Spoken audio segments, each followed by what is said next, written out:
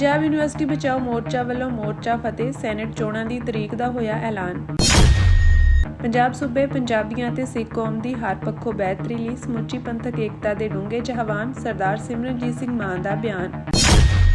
ਕਦੇ ਖੁਸ਼ਹਾਲੀ ਵਿੱਚ ਪਹਿਲੇ ਨੰਬਰ ਤੇ ਸੀ ਪੰਜਾਬ, ਹੁਣ ਬਣ ਗਿਆ ਸਭ ਤੋਂ ਵੱਧ ਕਰਜ਼ਾਈ ਸੂਬਾ, ਵਿਧਾਇਕ ਪ੍ਰਗਟ ਸਿੰਘ ਦਾ ਬਿਆਨ। ਸਾਰੇ ਪੰਜਾਬ ਵਾਸੀਆਂ ਨੂੰ, ਡਾਇਸਪੋਰਾ ਤੇ ਬੈਠੇ ਸਿੱਖਾਂ ਨੂੰ ਅਸੀਂ ਵਧਾਈ ਦੇਣਾ ਚਾਹੁੰਦੇ ਆ ਕਿ ਜਿਹੜੀ ਇਹ ਜੰਗ ਹੈ ਇਹ ਅਸੀਂ ਜਿੱਤ ਚੁੱਕੇ ਆ। ਜਿਹੜਾ ਸੈਂਟਰ ਵੱਲੋਂ ਵਾਈਸ ਪ੍ਰੈਜ਼ੀਡੈਂਟ ਆਫਿਸ ਵੱਲੋਂ ਜਿਹੜਾ ਸੈਨੇਟ ਵੋਟਾਂ ਦਾ ਸ਼ਡਿਊਲ ਹੈ ਉਹ ਆ ਚੁੱਕਿਆ ਹੈ ਤੇ ਜਿਹੜੀਆਂ ਹੋਰ ਮੰਗਾਂ ਨੇ ਉਹ ਵੀ ਜਲਦੀ ਮੰਨੀਆਂ ਜਾਣਗੀਆਂ। ਤੇ ਜਿਹੜੀ ਸਾਡੀ ਮੁੱਖ ਡਿਮਾਂਡ ਸੀ 91 ਮੈਂਬਰੀ ਸੈਨੇਟ ਬਹਾਲ ਕੀਤੀ ਜਾਵੇ, ਉਹ ਜੰਗ ਅਸੀਂ ਜਿੱਤ ਚੁੱਕੇ ਆ। ਪੰਜਾਬ ਯੂਨੀਵਰਸਿਟੀ ਚੰਡੀਗੜ੍ਹ ਦੀਆਂ ਸੈਨੇਟ ਤੇ ਸਿੰਡੀਕੇਟ ਚੋਣਾਂ ਨੂੰ ਲੈ ਕੇ ਚੱਲ ਰਹੇ ਪੰਜਾਬ ਯੂਨੀਵਰਸਿਟੀ ਬਚਾਓ ਮੋਰਚਾ ਦੇ ਸੰਘਰਸ਼ ਨੂੰ ਵੱਡੀ ਜਿੱਤ ਮਿਲੀ ਹੈ। ਉਪ ਰਾਸ਼ਟਰਪਤੀ ਕਮ ਪੀਯੂ ਚਾਂਸਲਰ ਨੇ ਪੰਜਾਬ ਯੂਨੀਵਰਸਿਟੀ ਦੀਆਂ ਸੈਨੇਟ ਚੋਣਾਂ ਕਰਵਾਉਣ ਨੂੰ ਮਨਜ਼ੂਰੀ ਦੇ ਦਿੱਤੀ ਹੈ। ਦੱਸ ਦਈਏ ਕਿ ਪੀਯੂ ਪ੍ਰਸ਼ਾਸਨ ਵੱਲੋਂ 9 ਨਵੰਬਰ ਨੂੰ ਚੋਣਾਂ ਕਰਵਾਉਣ ਦੇ ਸ਼ਡਿਊਲ ਨੂੰ ਮਨਜ਼ੂਰੀ ਲਈ ਚਾਂਸਲਰ ਨੂੰ ਭੇਜਿਆ ਗਿਆ ਸੀ, ਜਿਸ ਨੂੰ ਅੱਜ ਮਨਜ਼ੂਰੀ ਦੇ ਦਿੱਤੀ ਗਈ ਹੈ। ਜਾਰੀ ਮਨਜ਼ੂਰੀ ਨੋਟੀਫਿਕੇਸ਼ਨ ਵਿੱਚ ਉਪ ਰਾਸ਼ਟਰਪਤੀ ਦਫ਼ਤਰ ਦੀ ਸਕੱਤਰ ਸਰਿਤਾ ਚੌਹਾਨ ਨੇ ਕਿਹਾ ਕਿ ਚੋਣਾਂ ਯੂਨੀਵਰਸਿਟੀ ਵੱਲੋਂ ਪਹਿਲਾਂ ਪੇਸ਼ ਕੀਤੇ ਗਏ ਪੱਤਰ ਦੇ ਸ਼ਡਿਊਲ ਅਨੁਸਾਰ ਹੀ ਹੋਣਗੀਆਂ। ਦੱਸਦੇ ਕਿ ਪੰਜਾਬ ਯੂਨੀਵਰਸਿਟੀ ਸੈਨੇਟ ਦੀ ਮਿਆਦ 5 ਸਾਲ ਹੁੰਦੀ ਹੈ ਅਤੇ ਪਿਛਲੀ ਸੈਨੇਟ 31 ਅਕਤੂਬਰ 2024 ਨੂੰ ਖਤਮ ਹੋ ਗਈ ਸੀ। ਕੇਂਦਰ ਸਰਕਾਰ ਨੇ ਨਵੀਂ ਸੈਨੇਟ ਦੀ ਚੋਣ ਤੋਂ ਪਹਿਲਾਂ ਹੀ ਪੁਰਾਣੀ ਸੈਨੇਟ ਨੂੰ ਭੰਗ ਕਰ ਦਿੱਤਾ, ਜਿਸ ਕਾਰਨ ਚੋਣਾਂ ਰੁਕ ਗਈਆਂ। ਪੀਯੂ ਚੰਡੀਗੜ੍ਹ ਬਚਾਓ ਮੋਰਚਾ ਪਿਛਲੇ 25 ਦਿਨਾਂ ਤੋਂ ਸੈਨੇਟ ਚੋਣਾਂ ਦੀਆਂ ਤਰੀਕਾਂ ਦੇ ਐਲਾਨ ਦੀ ਮੰਗ ਨੂੰ ਲੈ ਕੇ ਯੂਨੀਵਰਸਿਟੀ ਵਿੱਚ ਧਰਨਾ ਦੇ ਰਿਹਾ ਸੀ। ਇਸ ਸਮੇਂ ਦੌਰਾਨ ਕਈ ਸੰਗਠਨਾਂ ਨੇ ਪ੍ਰਦਰਸ਼ਨ ਕੀਤੇ ਅਤੇ 26 ਨਵੰਬਰ ਨੂੰ ਯੂਨੀਵਰਸਿਟੀ ਬੰਦ ਦਾ ਸੱਦਾ ਦਿੱਤਾ। ਪ੍ਰਦਰਸ਼ਨਕਾਰੀਆਂ ਨੇ ਚੇਤਾਵਨੀ ਦਿੱਤੀ ਸੀ ਕਿ ਜੇਕਰ ਚੋਣਾਂ ਦੀ ਤਾਰੀਖ ਦਾ ਐਲਾਨ ਨਹੀਂ ਕੀਤਾ ਗਿਆ ਤਾਂ ਉਹ 3 ਦਸੰਬਰ ਨੂੰ ਪੰਜਾਬ ਦੇ ਸਾਰੇ ਭਾਜਪਾ ਦਫ਼ਤਰਾਂ ਦਾ ਘਿਰਾਓ ਕਰਨਗੇ, ਪਰ ਘੇਰਾਬੰਦੀ ਤੋਂ ਪਹਿਲਾਂ ਹੀ ਉਪ ਰਾਸ਼ਟਰਪਤੀ ਨੇ ਚੋਣਾਂ ਨੂੰ ਮਨਜ਼ੂਰੀ ਦੇ ਦਿੱਤੀ। ਸ਼ਾਹ ਮੁਹੰਮਦਾ ਅੰਤ ਨੂੰ ਸੋਈ ਹੋਸੀ ਜੋ ਕਰੇਗਾ ਖਾਲਸਾ ਪੰਥ ਮੀਆਂ। ਸੋ ਪੰਜਾਬ ਵਾਸੀਓ, ਤੁਹਾਨੂੰ ਸਾਰਿਆਂ ਨੂੰ ਵਧਾਈ ਹੈ। ਜੋ ਮੋਰਚਾ, ਜੋ ਜੰਗ ਪੰਜਾਬ ਪਿਛਲੇ 3 ਹਫ਼ਤਿਆਂ ਤੋਂ ਬਾਅਦ ਸਮੇਂ ਤੋਂ ਲੜ ਰਿਹਾ ਸੀ, ਜੋ ਵਿਦਿਆਰਥੀ ਜਥੇਬੰਦੀ ਸਾਥ ਅਤੇ ਹੋਰ ਵਿਦਿਆਰਥੀਆਂ ਨੇ ਲੜੀ ਪਿਛਲੇ ਲੰਬੇ ਸਮੇਂ 'ਚ ਬੜੀ ਚੜ੍ਹਦੀ ਕਲਾ ਦੇ ਨਾਲ ਪੰਜਾਬ ਯੂਨੀਵਰਸਿਟੀ ਦੇ ਵਿੱਚ ਜਿਹੜੀ ਪੰਜਾਬ ਦੀ ਰੰਗਤ ਸੀ, ਜਿਹੜੀ ਖਾਲਸਾਈ ਜਾਹੋ ਜਲਾਲ ਸੀ, ਉਹਦੇ ਨਾਲ ਮੋਰਚਾ ਬੜੀ ਚੜ੍ਹਦੀ ਕਲਾ ਨਾਲ ਮਨਾਇਆ। ਤੇ ਅੱਜ ਇਸ ਵੀਡੀਓ ਦੇ ਮਾਧਿਅਮ ਦੇ ਰਾਹੀਂ ਸਾਰੇ ਪੰਜਾਬ ਵਾਸੀਆਂ ਨੂੰ, ਡਾਇਸਪੋਰਾ ਤੇ ਬੈਠੇ ਸਿੱਖਾਂ ਨੂੰ ਅਸੀਂ ਵਧਾਈ ਦੇਣਾ ਚਾਹੁੰਦੇ ਆ ਕਿ ਜਿਹੜੀ ਇਹ ਜੰਗ ਹੈ ਇਹ ਅਸੀਂ ਜਿੱਤ ਚੁੱਕੇ ਆ। ਜਿਹੜਾ ਸੈਂਟਰ ਵੱਲੋਂ ਵਾਈਸ ਪ੍ਰੈਜ਼ੀਡੈਂਟ ਆਫਿਸ ਵੱਲੋਂ ਜਿਹੜਾ ਸੈਨੇਟ ਵੋਟਾਂ ਦਾ ਸ਼ਡਿਊਲ ਹੈ ਉਹ ਆ ਚੁੱਕਿਆ ਹੈ ਤੇ ਜਿਹੜੀਆਂ ਹੋਰ ਮੰਗਾਂ ਨੇ ਉਹ ਵੀ ਜਲਦੀ ਮੰਨੀਆਂ ਜਾਣਗੀਆਂ। ਤੇ ਜਿਹੜੀ ਸਾਡੀ ਮੁੱਖ ਡਿਮਾਂਡ ਸੀ 91 ਮੈਂਬਰੀ ਸੈਨੇਟ ਬਹਾਲ ਕੀਤੀ ਜਾਵੇ, ਉਹ ਜੰਗ ਅਸੀਂ ਜਿੱਤ ਚੁੱਕੇ ਆ। ਸੋ ਸਾਰੇ ਪੰਜਾਬੀਆਂ ਨੂੰ, ਸਾਰੇ ਪੰਜਾਬ ਪ੍ਰਸਤ ਲੋਕਾਂ ਨੂੰ, ਯੂਨੀਵਰਸਿਟੀ ਦੇ ਦਰਦੀਆਂ ਨੂੰ ਅਸੀਂ ਵਧਾਈ ਦਿੰਦੇ ਆ ਕਿ ਜਿਹੜਾ ਮੋਰਚਾ, ਇਹ ਜਿਹੜੀ ਜੰਗ ਅਸੀਂ ਸ਼ੁਰੂ ਕੀਤੀ ਸੀ, ਸਾਰਿਆਂ ਦੇ ਮਿਹਨਤ ਸਦਕਾ, ਸਾਰਿਆਂ ਦੇ ਸਾਥ ਸਦਕਾ ਅਸੀਂ ਉਹ ਜਿੱਤ ਚੁੱਕੇ ਆ। ਸੋ ਅਸੀਂ ਵਧਾਈ ਦਿੰਦੇ ਆ ਸਾਰਿਆਂ ਨੂੰ ਤੇ ਸਾਰਿਆਂ ਦਾ ਧੰਨਵਾਦ ਕਰਦੇ ਆ ਇਸ ਮੋਰਚੇ ਦੇ ਵਿੱਚ, ਇਸ ਜੰਗ ਦੇ ਵਿੱਚ ਸਾਡਾ ਸਾਥ ਦੇਣ ਲਈ। ਵਾਹਿਗੁਰੂ ਜੀ ਕਾ ਖਾਲਸਾ, ਵਾਹਿਗੁਰੂ ਜੀ ਕੀ ਫਤਿਹ। ਕਿ ਫੌਜ ਦੇਸ਼ ਦੀ ਰੱਖਿਆ ਦੇ ਲਈ ਹੁੰਦੀ ਹੈ, ਪਰ ਫੌਜ ਉਸ ਦਿਨ ਤੇ 2 ਦਿਨ ਬਾਅਦ ਆਪਣੇ ਬੈਰਕਾਂ ਚੋਂ ਨਹੀਂ ਨਿਕਲੀ ਜਦੋਂ ਸਿੱਖ ਕੌਮ ਦਾ ਕਤਲੇਆਮ ਹੋ ਰਿਹਾ ਸੀ। ਕੋਈ ਕਿਸੇ ਕਿਸਮ ਦਾ ਆਪਾਂ ਨੇ ਸ਼ਸਤਰ ਨਹੀਂ ਚੱਕਣਾ, ਕੋਈ ਖੂਨ ਨਹੀਂ ਕਰਨਾ, ਪਰ ਇਹਨਾਂ ਨੂੰ ਦੱਸਣਾ ਪਊਗਾ ਕਿ ਸਿੱਖ ਕੌਮ ਜਿੱਦਣ ਤੁਹਾਡੀ ਲੜਾਈ ਕਿਸੇ ਮੁਲਕ ਦੇ ਨਾਲ ਹੋਗੀ ਤੇ ਸਿੱਖ ਕੌਮ ਤੁਹਾਡੇ ਨਾਲ ਖੜੀ ਨਹੀਂ ਹੋਊਗੀ।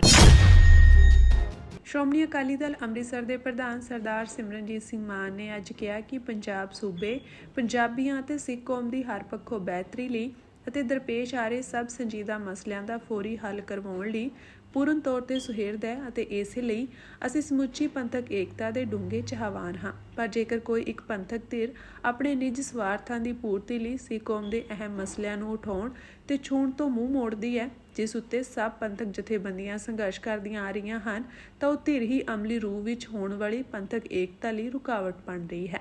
ਜਦੋਂ ਕਿ ਅਜਿਹੀ ਧਿਰ ਨੂੰ ਇਹ ਵੀ ਗਿਆਨ ਹੈ ਕਿ ਦੁਸ਼ਮਣਾਂ ਦੇ ਕੁਹਾੜੇ ਦਾ ਦਸਤਾ ਬਣਨ ਵਾਲੇ ਸਿੱਖਾਂ ਨੂੰ ਵੀ ਦੁਸ਼ਮਣ ਨੇ ਨਹੀਂ ਬਖਸ਼ਣਾ ਤੇ ਨਾ ਹੀ ਦਿੱਤੇ ਜਾਣ ਵਾਲੇ ਦੁਨਿਆਵੀ ਲਾਲਸਾਵਾਂ ਦੀ ਦੁਸ਼ਮਣ ਤਾਕਤ ਨੇ ਪੂਰਤੀ ਕਰਨੀ ਹੈ। ਫਿਰ ਅਜਿਹੀ ਧਿਰ ਪੰਥਕ ਏਕਤਾ ਦੇ ਰਾਹ ਵਿੱਚ ਕਿਉਂ ਰੁਕਾਵਟ ਬਣ ਰਹੀ ਹੈ ਅਤੇ ਸੁਹਿਰਦ ਪੰਥਕ ਮੁੱਦਿਆਂ ਨੂੰ ਨਜ਼ਰਅੰਦਾਜ਼ ਕਿਉਂ ਕਰ ਰਹੀ ਹੈ। ਸਰਦਾਰ ਸਿਮਰਨਜੀਤ ਸਿੰਘ ਮਾਨ ਪ੍ਰਧਾਨ ਸ਼੍ਰੋਮਣੀ ਅਕਾਲੀ ਦਲ ਅੰਮ੍ਰਿਤਸਰ ਨੇ ਕਿਹਾ ਕਿ ਸਮੁੱਚੇ ਖਾਲਸਾ ਪੰਥ ਦੀ ਅਮਲੀ ਰੂਪ ਵਿੱਚ ਏਕਤਾ ਹੋਣ ਦੇ ਮੁੱਦੇ ਉੱਤੇ ਸੰਜੀਦਾ ਹੁੰਦੇ ਹੋਏ ਜੋ ਸਰਦਾਰ ਸੁਖਬੀਰ ਸਿੰਘ ਬਾਦਲ ਦੀ ਧਿਰ ਮੋਦੀ ਹਕੂਮਤ ਤੇ ਉਸ ਦੀ ਚੰਡਾਲ ਚੌਂਕੜੀ ਵੱਲੋਂ ਬਾਹਰਲੇ ਮੁਲਕਾਂ ਵਿੱਚ ਸਿੱਖਾਂ ਦੇ ਸਾਜ਼ਿਸ਼ੀ ਢੰਗ ਨਾਲ ਕੀਤੇ ਜਾ ਰਹੇ ਕਤਲੇਆਮ ਅਤੇ ਹੁਣ ਤੱਕ ਬੀਤੇ 14 ਸਾਲਾਂ ਤੋਂ ਐਸਜੀਪੀਸੀ ਦੀ ਸਿੱਖ ਪਾਰਲੀਮੈਂਟ ਦੀਆਂ ਚੋਣਾਂ ਕਰਵਾਉਣ ਤੇ ਸਾਜ਼ਿਸ਼ੀ ਚੁੱਪੀ ਰੱਖੀ ਹੋਈ ਹੈ, ਇਹ ਗੰਭੀਰ ਮੁੱਦੇ ਹੀ ਸਮੁੱਚੀ ਪੰਥਕ ਏਕਤਾ ਵਿੱਚ ਰੁਕਾਵਟ ਬਣ ਰਹੇ ਹਨ। ਉਨ੍ਹਾਂ ਕਿਹਾ ਕਿ ਜੋ ਜਰਮਨ ਨਾਜ਼ੀਆਂ ਨੇ ਯਹੂਦੀਆਂ ਉੱਤੇ ਅਣਮਨੁੱਖੀ ਕਤਲੇਆਮ ਕੀਤਾ ਉਹ ਕੇਵਲ ਆਪਣੇ ਹੀ ਮੁਲਕ ਦੇ ਆਪਣੇ ਹੀ ਨਿਵਾਸੀਆਂ ਦਾ ਹਿਟਲਰ ਵੱਲੋਂ ਕੀਤਾ ਗਿਆ, ਪਰ ਜੋ ਮੋਦੀ ਦੀ ਬੀਜੇਪੀ ਆਰਐਸਐਸ ਹਕੂਮਤ ਵੱਲੋਂ ਸਿੱਖ ਕੌਮ ਦਾ ਕਤਲੇਆਮ ਕੀਤਾ ਜਾ ਰਿਹਾ ਉਹ ਇੰਡੀਆ ਮੁਲਕ ਦੀਆਂ ਹੱਦਾਂ ਟੱਪ ਕੇ ਅਮਰੀਕਾ, ਕੈਨੇਡਾ, ਬਰਤਾਨੀਆ, ਪਾਕਿਸਤਾਨ ਆਦਿ ਮੁਲਕਾਂ ਵਿੱਚ ਜਾ ਕੇ ਇਹ ਹੁਕਮਰਾਨ ਉਸ ਘੱਟ ਗਿਣਤੀ ਸਿੱਖ ਕੌਮ ਦਾ ਕਤਲੇਆਮ ਕਰ ਰਿਹਾ ਜਿਸ ਨੇ ਇੰਡੀਆ ਦੀ ਆਜ਼ਾਦੀ ਵਿੱਚ 90% ਕੁਰਬਾਨੀਆਂ ਸ਼ਹਾਦਤਾਂ ਦਿੱਤੀਆਂ ਅਤੇ ਸਮੁੱਚੇ ਇੰਡੀਆ ਦੀ ਬਿਹਤਰੀ ਲਈ ਸਰਬੱਤ ਦੇ ਭਲੇ ਦੀ ਸੋਚ ਅਧੀਨ ਹਰ ਮੁਸ਼ਕਿਲ ਘੜੀ ਵਿੱਚ ਮੋਹਰਲੀਆਂ ਕਤਾਰਾਂ ਵਿੱਚ ਖੜੇ ਯੋਗਦਾਨ ਪਾਉਂਦੀ ਆ ਰਹੀ ਹੈ। ਇਹਨਾਂ ਦਾ ਕਤਲੇਆਮ ਤਾਂ ਜਰਮਨ ਨਾਜ਼ੀਆਂ ਤੋਂ ਵੀ ਵੱਡਾ ਹੋ ਗਿਆ ਅਤੇ ਹਰ ਮੁੱਦੇ ਤੇ ਖੇਤਰ ਵਿੱਚ ਹੁਕਮਰਾਨ ਨਫ਼ਰਤ ਦੀ ਭਾਵਨਾ ਅਧੀਨ ਪੰਜਾਬ ਸੂਬੇ, ਪੰਜਾਬੀਆਂ ਅਤੇ ਸਿੱਖ ਕੌਮ ਦੇ ਵਿਧਾਨਕ, ਸਮਾਜਿਕ, ਇਖਲਾਕੀ, ਧਾਰਮਿਕ ਤੇ ਭੂਗੋਲਿਕ ਹੱਕਾਂ ਨੂੰ 1947 ਤੋਂ ਹੀ ਕੁਚਲਦੇ ਆ ਰਹੇ ਹਨ। ਇਹੀ ਕਾਰਨ ਹੈ ਕਿ ਖਾਲਸਾ ਪੰਥ ਆਪਣੀ ਸਰਵਉੱਚ ਸੰਸਥਾ ਸ਼੍ਰੀ ਅਕਾਲ ਤਖਤ ਸਾਹਿਬ ਅਤੇ ਪੰਥਕ ਸੋਚ ਉੱਤੇ ਇਕੱਤਰ ਹੋ ਕੇ ਆਪਣੇ ਗੁਰੂ ਸਾਹਿਬਾਨ ਜੀ ਦੀ ਸੋਚ ਅਨੁਸਾਰ ਅਮਲ ਕਰਨ ਤੋਂ ਖੁੱਜਦਾ ਆ ਰਿਹਾ ਹੈ। ਪੰਥਕ ਮਸਲਿਆਂ ਨੂੰ ਸੰਜੀਦਗੀ ਨਾਲ ਲੈਣ ਅਤੇ ਇਸ ਉੱਤੇ ਸਮੁੱਚੇ ਸਮੂਹਿਕ ਰੂਪ ਵਿੱਚ ਫੈਸਲਾਕੁੰਨ ਸੰਘਰਸ਼ ਕਰਨ ਦੇ ਮੁੱਦੇ ਉੱਤੇ ਸਮੁੱਚੇ ਖਾਲਸਾ ਪੰਥ ਨੂੰ ਜਿੱਥੇ ਇਕੱਤਰ ਹੋਣ ਵਿੱਚ ਵੱਡੀ ਅਗਵਾਈ ਮਿਲੇਗੀ ਉੱਥੇ ਹੀ ਅਸੀਂ ਸੰਸਾਰ ਪੱਧਰ ਤੇ ਗੁਰੂ ਸਾਹਿਬਾਨ ਜੀ ਦੀ ਮਨੁੱਖਤਾ ਪੱਖੀ ਸੋਚ ਨੂੰ ਪ੍ਰਚਾਰ ਤੇ ਪ੍ਰਸਾਰ ਕਰਨ ਵਿੱਚ ਜ਼ਿੰਮੇਵਾਰੀ ਨਿਭਾ ਸਕਾਂਗੇ। ਉਨ੍ਹਾਂ ਕਿਹਾ ਕਿ ਸਾਨੂੰ ਇਸ ਗੱਲ ਦਾ ਦੁੱਖ ਹੈ ਕਿ ਸ਼੍ਰੀ ਅਨੰਦਪੁਰ ਸਾਹਿਬ ਵਿਖੇ ਸ਼੍ਰੀ ਗੁਰੂ ਤੇਗ ਬਹਾਦਰ ਸਾਹਿਬ ਜੀ ਦੇ ਸ਼ਹੀਦੀ ਦਿਹਾੜੇ ਦੇ ਸਮਾਗਮ ਉੱਤੇ ਸਰਦਾਰ ਸੁਖਬੀਰ ਸਿੰਘ ਬਾਦਲ ਦੀ ਗੈਰ ਹਾਜ਼ਰੀ ਵੀ ਪ੍ਰਤੱਖ ਕਰਦੀ ਹੈ ਕਿ ਪੰਥਕ ਸੋਚ ਅਤੇ ਪੰਥਕ ਏਕਤਾ ਦੇ ਰਾਹ ਵਿੱਚ ਕਿਤੇ ਨਾ ਕਿਤੇ ਇਹਨਾਂ ਦੇ ਸਵਾਰਥੀ ਹਿੱਤ ਰੁਕਾਵਟ ਬਣ ਰਹੇ ਹਨ। ਦੂਜੇ ਪਾਸੇ ਸ਼੍ਰੀ ਗੁਰੂ ਤੇਗ ਬਹਾਦਰ ਸਾਹਿਬ ਜੀ ਦੇ ਸ਼ਹੀਦੀ ਦਿਹਾੜੇ ਨੂੰ ਮਨਾਉਣ ਵਾਲੇ ਮੋਦੀ ਇਸ ਕਰਕੇ ਅਨੰਦਪੁਰ ਸਾਹਿਬ ਵਿਖੇ ਨਹੀਂ ਪਹੁੰਚੇ ਕਿਉਂਕਿ ਉਹਨਾਂ ਵੱਲੋਂ ਪੰਜਾਬ ਸੂਬੇ ਤੇ ਸਿੱਖ ਕੌਮ ਨਾਲ ਕੀਤੇ ਜ਼ਬਰ ਜ਼ੁਲਮ ਦੀ ਬਦੌਲਤ ਉਹ ਸਿੱਖ ਕੌਮ ਦਾ ਸਾਹਮਣਾ ਹੀ ਨਹੀਂ ਕਰ ਸਕਦੇ। ਜਥੇਦਾਰ ਸ਼੍ਰੀ ਅਕਾਲ ਤਖਤ ਸਾਹਿਬ ਵੀ ਉੱਥੇ ਹਾਜ਼ਰ ਸਨ ਜਿਨ੍ਹਾਂ ਨੂੰ ਅਜਿਹੇ ਮੁੱਦਿਆਂ ਉੱਤੇ ਗੰਭੀਰ ਨੋਟਿਸ ਲੈਣਾ ਚਾਹੀਦਾ ਹੈ ਅਤੇ ਸ਼੍ਰੀ ਅਕਾਲ ਤਖਤ ਸਾਹਿਬ ਦੀ ਸਰਵਉੱਚ ਸੰਸਥਾ ਦੀ ਅਗਵਾਈ ਹੇਠ ਸਮੁੱਚੇ ਖਾਲਸਾ ਪੰਥ ਦੀ ਕੌਮੀ ਅਤੇ ਪੰਜਾਬ ਸੂਬੇ ਦੀ ਬਿਹਤਰੀ ਲਈ ਸਮੁੱਚੀ ਏਕਤਾ ਨੂੰ ਬਲ ਦੇਣ ਲਈ ਯਤਨ ਆਰੰਭਣੇ ਹੋਣਗੇ। ਤਾਂ ਹੀ ਕੋਈ ਪੰਥਕ ਧਿਰ ਪੰਜਾਬ ਤੇ ਸਿੱਖ ਕੌਮ ਦੇ ਵਡੇਰੇ ਹਿੱਤਾਂ ਨੂੰ ਨਜ਼ਰਅੰਦਾਜ਼ ਕਰਕੇ ਆਪਣੀਆਂ ਸਿਆਸੀ ਗਿਣਤੀਆਂ ਮਿਣਤੀਆਂ ਵਿੱਚ ਉਲਝ ਕੇ ਸੂਬੇ ਅਤੇ ਕੌਮ ਦਾ ਕੋਈ ਨੁਕਸਾਨ ਨਾ ਕਰ ਸਕੇ। ਉਨ੍ਹਾਂ ਉਮੀਦ ਪ੍ਰਗਟ ਕੀਤੀ ਕਿ ਜਥੇਦਾਰ ਸਾਹਿਬ ਅਤੇ ਸਮੁੱਚੀਆਂ ਪੰਥਕ ਧਿਰਾਂ, ਪੰਥਕ ਲੀਡਰਸ਼ਿਪ ਅਤੇ ਸਾਡੀਆਂ ਸਿੱਖੀ ਸੰਸਥਾਵਾਂ ਤੇ ਵਿਰਾਜਮਾਨ ਸ਼ਖਸੀਅਤਾਂ, ਬੁੱਧੀਜੀਵੀ, ਵਿਦਵਾਨ ਸਭ ਸਹੀ ਸੋਚ ਅਤੇ ਮੁੱਦਿਆਂ ਤੇ ਆਧਾਰਿਤ ਜਿੱਥੇ ਪੰਥਕ ਏਕਤਾ ਨੂੰ ਅੱਗੇ ਵਧਾਉਣ ਵਿੱਚ ਯੋਗਦਾਨ ਪਾਉਣਗੇ ਉੱਥੇ ਲੰਮੇ ਸਮੇਂ ਤੋਂ ਹੱਲ ਨਾ ਹੋਣ ਵਾਲੇ ਮਸਲਿਆਂ ਨੂੰ ਵੀ ਦੂਰ ਅੰਦੇਸ਼ੀ ਨਾਲ ਸੁਲਝਾਉਣ ਲਈ ਆਪਣੀਆਂ ਕੌਮੀ ਤੇ ਸਮਾਜਿਕ ਜ਼ਿੰਮੇਵਾਰੀਆਂ ਨੂੰ ਪੂਰਾ ਕਰਨਗੇ।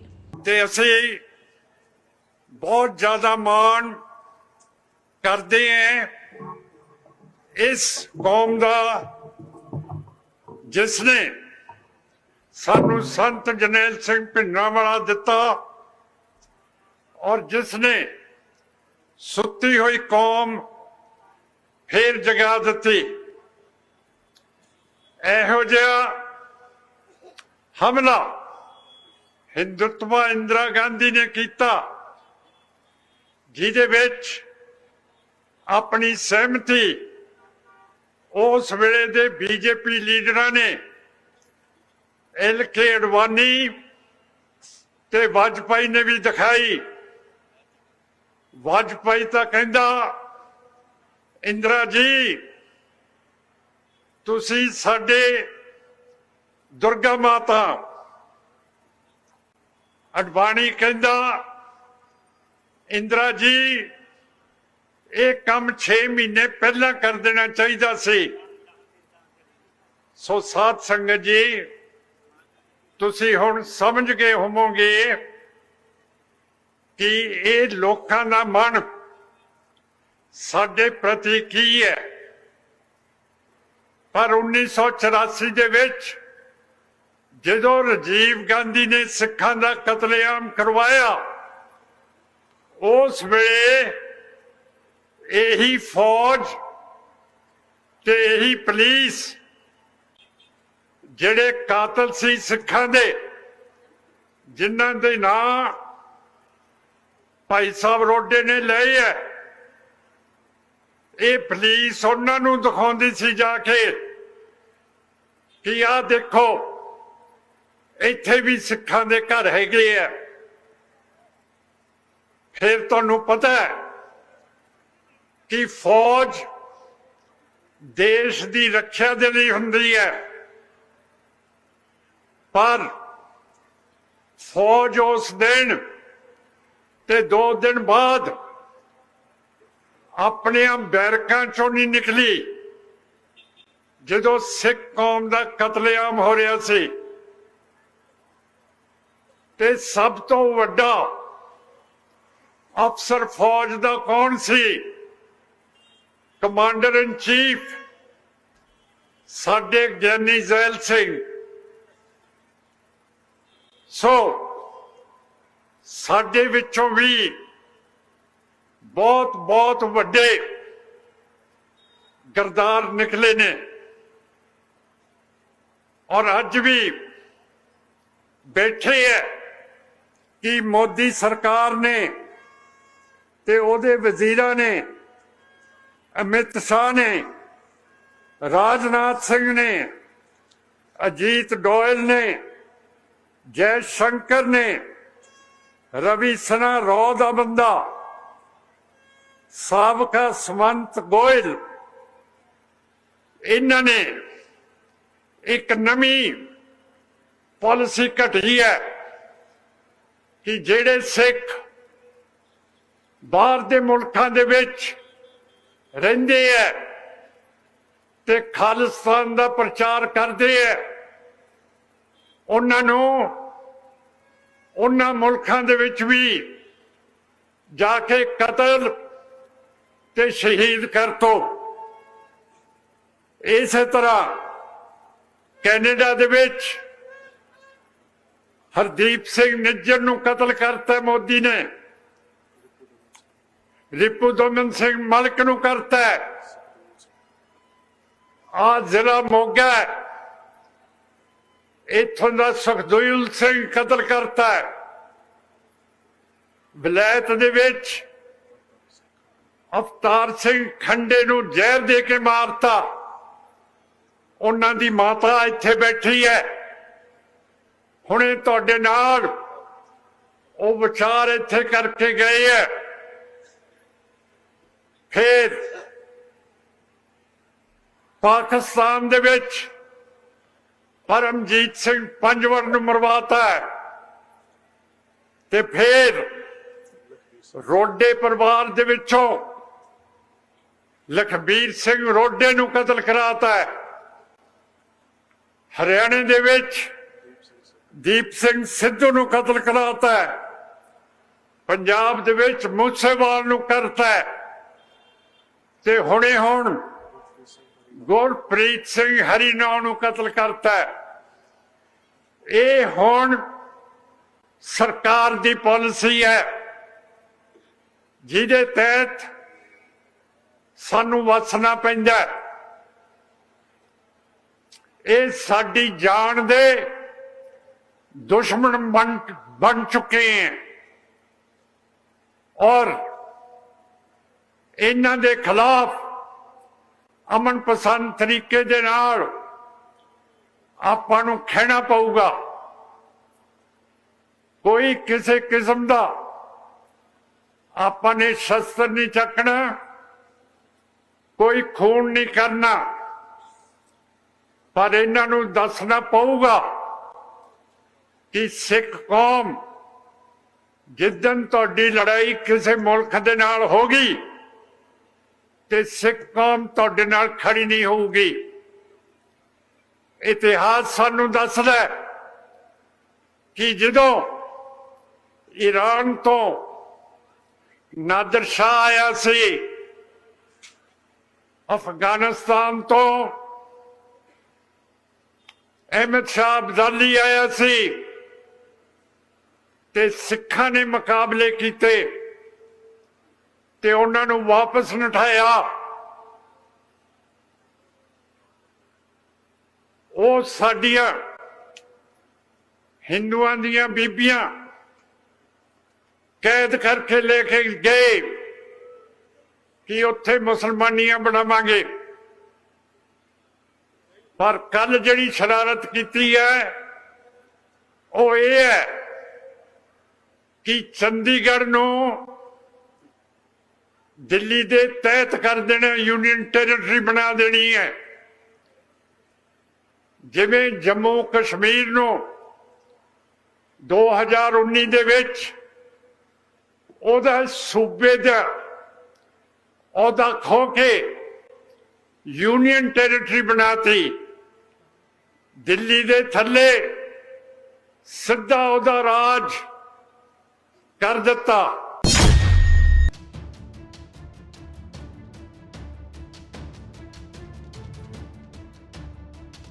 ਪੰਜਾਬ ਜੋ ਕਦੇ ਖੇਤੀਬਾੜੀ ਅਤੇ ਖੁਸ਼ਹਾਲੀ ਵਿੱਚ ਦੇਸ਼ ਵਿੱਚ ਪਹਿਲੇ ਨੰਬਰ ਤੇ ਸੀ, ਹੁਣ ਕਰਜ਼ੇ ਵਿੱਚ ਪਹਿਲੇ ਨੰਬਰ ਤੇ ਆ ਗਿਆ ਹੈ।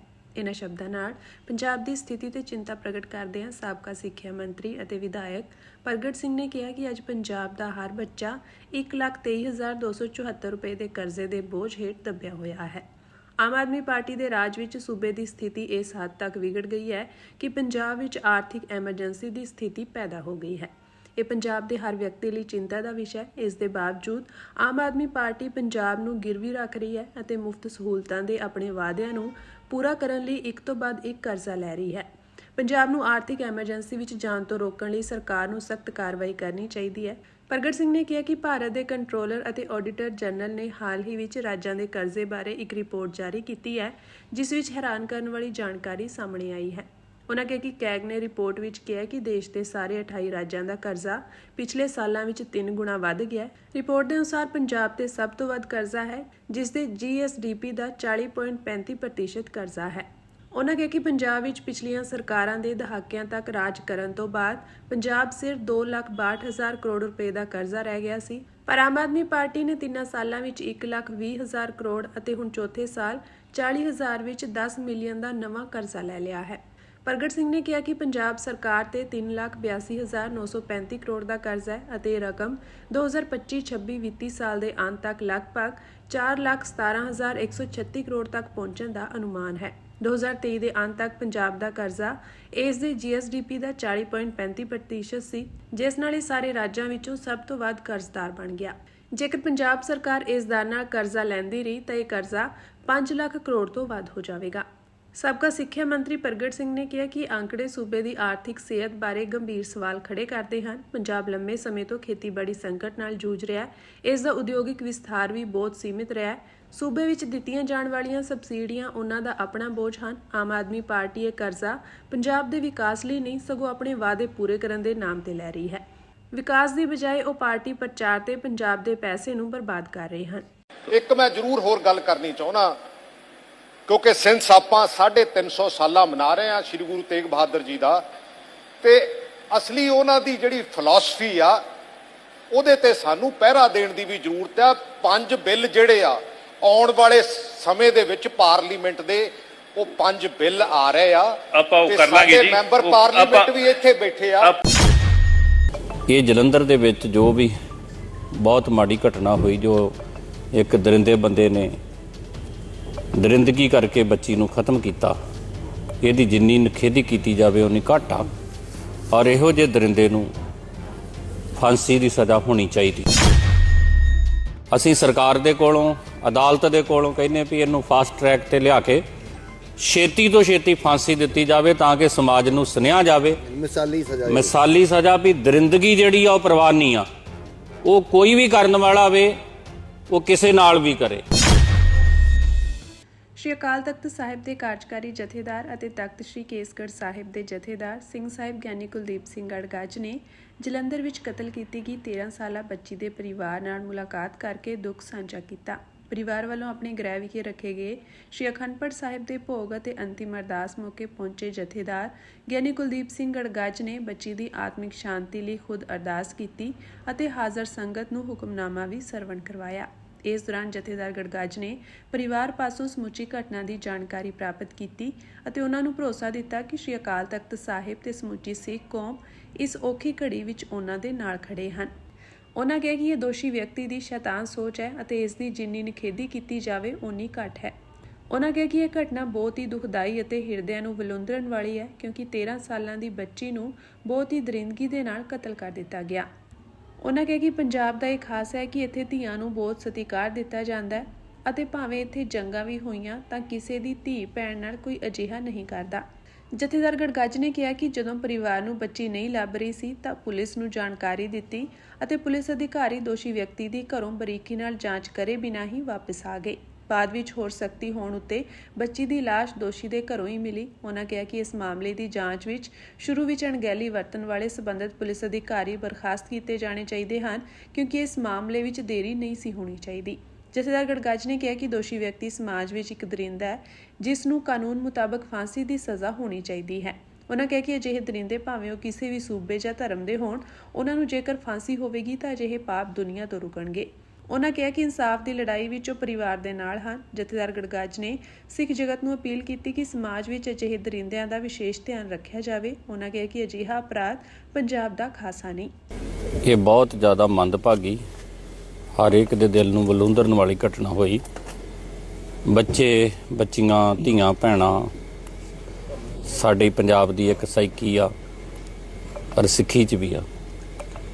ਇਹ ਅਸੀਂ ਹਰ ਇੱਕ ਭੈਣ ਨੂੰ ਭੈਣ ਮੰਨਦੇ ਹਾਂ, ਧੀ ਮੰਨਦੇ ਹਾਂ, ਬੱਚੀ ਮੰਨਦੇ ਹਾਂ। ਇਹ ਜਲੰਧਰ ਦੇ ਵਿੱਚ ਜੋ ਵੀ ਬਹੁਤ ਮਾੜੀ ਘਟਨਾ ਹੋਈ, ਜੋ ਇੱਕ ਦਰਿੰਦੇ ਬੰਦੇ ਨੇ ਦਰਿੰਦਗੀ ਕਰਕੇ ਬੱਚੀ ਨੂੰ ਖਤਮ ਕੀਤਾ, ਇਹਦੀ ਜਿੰਨੀ ਨਿਖੇਧੀ ਕੀਤੀ ਜਾਵੇ ਉਨੀ ਘੱਟ ਆ। ਔਰ ਇਹੋ ਜਿਹੇ ਦਰਿੰਦੇ ਨੂੰ ਫਾਂਸੀ ਦੀ ਸਜ਼ਾ ਹੋਣੀ ਚਾਹੀਦੀ। ਸਿੱਖੀ ਜਿਹੜੀ ਆ ਕਦੀ ਕਿਸੇ ਨੂੰ ਬਚਾਉਂਦੀ ਨਹੀਂ ਆ। ਮਲਿਕ ਸਬਾਨੋ ਦੇ ਕਾਤਲ ਛੱਡੇ ਗਏ, ਉਹਨਾਂ ਦਾ ਸਵਾਗਤ ਹੋਇਆ, ਔਰ ਅਸੀਂ ਸਾਰੀ ਸਿੱਖ ਕੌਮ, ਇਹ ਜਿਹੜਾ ਦਰਿੰਦਾ ਸਾਰੀ ਕੌਮ ਦੀ ਮੰਗ ਆ ਵੀ ਇਹਨੂੰ ਫਾਂਸੀ ਦੀ ਸਜ਼ਾ ਹੋਵੇ, ਤਾਂ ਕਿ ਅੱਗੇ ਤੋਂ ਇਹੋ ਜਿਹਾ ਜਿਹੜਾ ਜ਼ੁਲਮ ਆ, ਤਸ਼ੱਦਦ ਦਾ ਨਾ ਹੋਵੇ। ਇਹੋ ਜਿਹੇ ਬੰਦਿਆਂ ਨੂੰ ਸਖਤ ਸਜ਼ਾਵਾਂ ਹੋਣਗੀਆਂ ਤੇ ਇਹ ਰੁਕਣਗੇ। ਨਹੀਂ ਤੇ ਆਪਾਂ ਸਭ ਜਾਣਦੇ ਹਾਂ ਵੀ ਸਮਾਜ ਦੇ ਵਿੱਚ ਇਹੋ ਜਿਹੀਆਂ ਘਟਨਾਵਾਂ ਹੁਣ ਬਹੁਤ ਜ਼ਿਆਦਾ ਵਾਪਰਨ ਲੱਗ ਪਈਆਂ। ਤਾਂ ਇੱਕ ਤੇ ਅਸੀਂ ਸਰਕਾਰ ਦੇ ਕੋਲੋਂ, ਅਦਾਲਤ ਦੇ ਕੋਲੋਂ ਕਹਿੰਦੇ ਵੀ ਇਹਨੂੰ ਫਾਸਟ ਟਰੈਕ ਤੇ ਲਿਆ ਕੇ ਛੇਤੀ ਤੋਂ ਛੇਤੀ ਫਾਂਸੀ ਦਿੱਤੀ ਜਾਵੇ, ਤਾਂ ਕਿ ਸਮਾਜ ਨੂੰ ਸੁਨੇਹਾ ਜਾਵੇ, ਮਿਸਾਲੀ ਸਜ਼ਾ ਵੀ ਦਰਿੰਦਗੀ ਜਿਹੜੀ ਆ ਉਹ ਪ੍ਰਵਾਨੀ ਆ। ਉਹ ਕੋਈ ਵੀ ਕਰਨ ਵਾਲਾ ਹੋਵੇ, ਉਹ ਕਿਸੇ ਨਾਲ ਵੀ ਕਰੇ।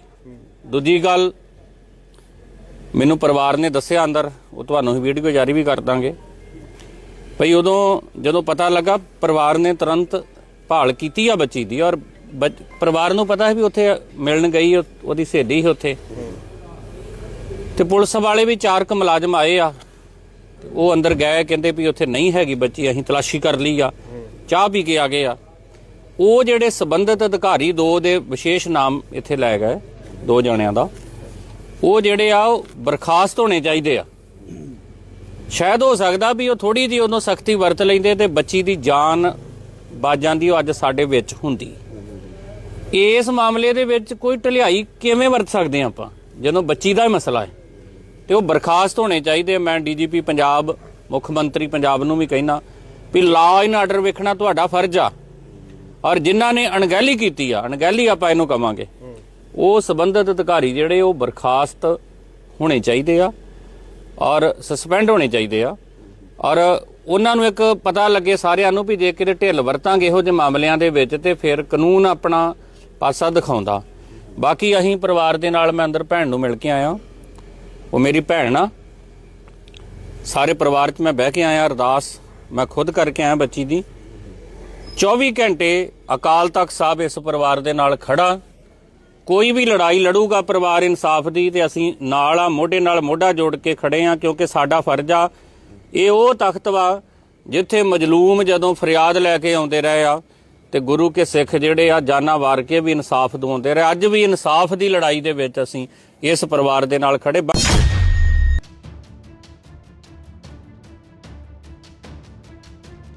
ਪਾਕਿਸਤਾਨ ਦੇ ਸਾਬਕਾ ਪ੍ਰਧਾਨ ਮੰਤਰੀ ਇਮਰਾਨ ਖਾਨ ਨੂੰ ਲੈ ਕੇ ਚੱਲ ਰਹੀਆਂ ਅਫਵਾਹਾਂ ਦੇ ਵਿਚਕਾਰ ਇੱਕ ਨਵਾਂ ਅਪਡੇਟ ਸਾਹਮਣੇ ਆਇਆ ਹੈ।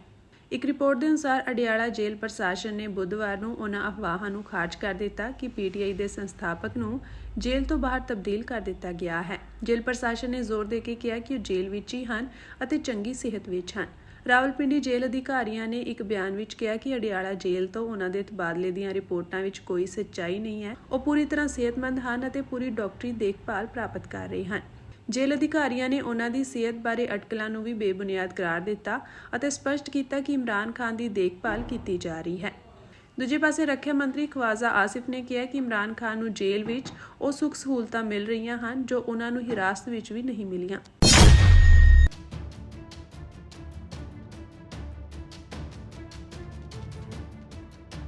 ਦਿੱਲੀ ਹਾਈ ਕੋਰਟ ਨੇ ਸਰਕਾਰ ਨੂੰ ਅੱਜ 1984 ਦੇ ਸਿੱਖ ਕਤਲੇਆਮ ਦੇ ਇੱਕ ਮਾਮਲੇ ਵਿੱਚ ਦੋਸ਼ੀ ਠਹਿਰਾਏ ਗਏ ਅਤੇ ਉਮਰ ਕੈਦ ਦੀ ਸਜ਼ਾ ਕੱਟ ਰਹੇ ਸਾਬਕਾ ਕਾਂਗਰਸੀ ਕੌਂਸਲਰ ਬਲਵਾਨ ਖੋਖਰ ਦੀ ਅਰਜ਼ੀ ਤੇ ਆਪਣਾ ਜਵਾਬ ਦਾਇਰ ਕਰਨ ਲਈ ਸਮਾਂ ਦਿੱਤਾ ਹੈ। ਖੋਖਰ ਨੇ ਸਮਾਜਿਕ ਸਬੰਧਾਂ ਨੂੰ ਮੁੜ ਸਥਾਪਿਤ ਕਰਨ ਲਈ ਜੇਲ੍ਹ ਤੋਂ ਫਰਲੋ ਤੇ ਰਿਹਾ ਕੀਤੇ ਜਾਣ ਦੀ ਮੰਗ ਕੀਤੀ ਹੈ। ਜਸਟਿਸ ਰਵਿੰਦਰ ਡੁਡੇਜਾ ਨੇ ਖੋਖਰ ਦੀ ਅਰਜ਼ੀ ਨੂੰ ਵੀ ਮਨਜ਼ੂਰੀ ਦੇ ਦਿੱਤੀ, ਜਿਸ ਵਿੱਚ ਸੁਣਵਾਈ ਦੀ ਤਾਰੀਖ 4 ਫਰਵਰੀ 2026 ਤੋਂ ਪਹਿਲਾਂ ਦੀ ਮਿਤੀ ਤੇ ਕਰਨ ਦੀ ਮੰਗ ਕੀਤੀ ਗਈ ਸੀ। ਹੁਣ ਹਾਈਕੋਰਟ ਨੇ ਇਸ ਮਾਮਲੇ ਦੀ ਅਗਲੀ ਸੁਣਵਾਈ 5 ਦਸੰਬਰ ਲਈ ਸੂਚੀਬੱਧ ਕਰ ਦਿੱਤੀ ਹੈ ਅਤੇ ਸਰਕਾਰ ਤੇ ਜੇਲ੍ਹ ਅਥਾਰਟੀਆਂ ਨੂੰ ਅਗਲੀ ਸੁਣਵਾਈ ਦੀ ਮਿਤੀ ਤੋਂ ਪਹਿਲਾਂ ਆਪਣੀ ਸਟੇਟਸ ਰਿਪੋਰਟ ਦਾਇਰ ਕਰਨ ਲਈ ਕਿਹਾ ਹੈ। ਅਦਾਲਤ ਨੇ ਕਿਹਾ ਕਿ ਇਸ ਦੌਰਾਨ ਰਾਜ ਨੂੰ ਆਪਣਾ ਜਵਾਬ ਰਿਕਾਰਡ ਤੇ ਰੱਖਣਾ ਚਾਹੀਦਾ ਹੈ। ਅਦਾਲਤ ਨੇ ਇਸ ਤੋਂ ਪਹਿਲਾਂ ਖੋਖਰ ਦੀ ਅਰਜ਼ੀ ਤੇ ਸਰਕਾਰ ਅਤੇ ਜੇਲ੍ਹ ਅਧਿਕਾਰੀਆਂ ਨੂੰ ਨੋਟਿਸ ਜਾਰੀ ਕੀਤਾ ਸੀ। ਦੋਸ਼ੀ ਨੇ ਜੇਲ੍ਹ ਅਥਾਰਟੀਆਂ ਦੇ 4 ਸਤੰਬਰ ਦੇ ਉਸ ਹੁਕਮ ਨੂੰ ਰੱਦ ਕਰਨ ਦੀ ਮੰਗ ਕੀਤੀ ਹੈ, ਜਿਸ ਵਿੱਚ ਉਸ ਦੀ ਫਰਲੋ ਅਰਜ਼ੀ ਨੂੰ ਇਹ ਕਹਿੰਦਿਆਂ ਰੱਦ ਕਰ ਦਿੱਤਾ ਗਿਆ ਸੀ ਕਿ ਉਸ ਦੀ ਰਿਹਾਈ ਲਈ ਜਨਤਕ ਸ਼ਾਂਤੀ ਅਤੇ ਵਿਵਸਥਾ ਨੂੰ ਖਤਰਾ ਹੋ ਸਕਦਾ ਹੈ। ਖੋਖਰ ਨੂੰ 4 ਹੋਰਨਾਂ ਸਮੇਤ 2013 ਵਿੱਚ ਇੱਕ ਟ੍ਰਾਇਲ ਕੋਰਟ ਵੱਲੋਂ ਕਤਲ ਅਤੇ ਦੰਗਾ ਫੈਲਾਉਣ ਦੇ ਅਪਰਾਧਾਂ ਲਈ ਦੋਸ਼ੀ ਠਹਿਰਾਇਆ ਗਿਆ ਸੀ। ਹਾਲਾਂਕਿ ਸਾਬਕਾ ਕਾਂਗਰਸੀ ਨੇਤਾ ਸੱਜਣ ਕੁਮਾਰ ਨੂੰ ਉਸੇ ਕੇਸ ਵਿੱਚ ਬਰੀ ਕਰ ਦਿੱਤਾ ਗਿਆ ਸੀ।